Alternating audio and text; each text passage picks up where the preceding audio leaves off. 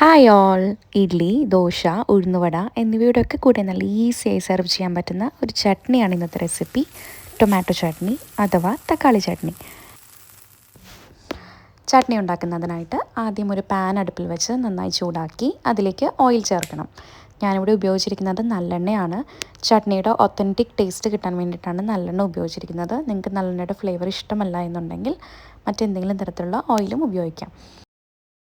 അതിലേക്ക് 5 മുതൽ 6 അല്ലി വരെ വെളുത്തുള്ളി, ഒരു കഷ്ണം ഇഞ്ചി ചെറിയ കഷ്ണങ്ങളായി അരിഞ്ഞത്, പിന്നീട് അതിലേക്ക് ഒരു വലിയ സവാള സ്ലൈസസായി അരിഞ്ഞത് എന്നിവ കൂടി ചേർത്ത് ആവശ്യത്തിന് ഉപ്പും ചേർത്ത് നന്നായിട്ടൊന്ന് വഴറ്റിയെടുക്കുക.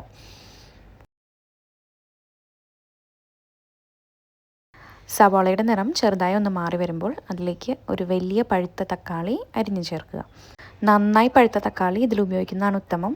അല്ല എന്നുണ്ടെങ്കിൽ ചട്നിക്ക് പുളി കൂടിപ്പോവാൻ ചാൻസ് ഉണ്ട്.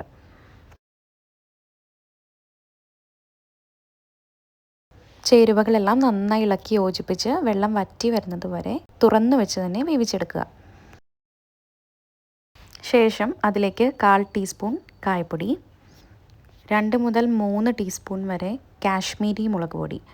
ഇവിടെ കാശ്മീരി മുളക് പൊടി ഉപയോഗിക്കുന്നത് ചട്നിക്ക് നല്ല കളർ നൽകാൻ സഹായിക്കും. പൊടിയുടെ പച്ചമണം മാറുന്നത് വരെ ഇനി ചേരുവകളെല്ലാം നന്നായി ഇളക്കി യോജിപ്പിച്ച് പിന്നീട് ഈ ഒരു മിക്സ് തണുക്കുവാനായി മാറ്റി വയ്ക്കുക. നന്നായി തണുത്ത് കഴിയുമ്പോൾ ഇതിലേക്ക് 1/4 കപ്പ് വെള്ളം കൂടി ചേർത്ത് മിക്സിയിൽ അരച്ചെടുക്കുക. അരയ്ക്കുന്നതിൻ്റെ കൺസിസ്റ്റൻസി ഓരോരുത്തരുടെയും ഇഷ്ടത്തിനനുസരിച്ച് ചെയ്യാം. ഇനി ചമ്മന്തി താളിക്കുന്നതിനായിട്ട് വീണ്ടും കുറച്ച് നല്ലെണ്ണ ഒഴിച്ച് അത് ചൂടാവുമ്പോൾ അതിലേക്ക് 1/4 ടീസ്പൂൺ കടുക് ചേർത്ത് പൊട്ടിക്കുക.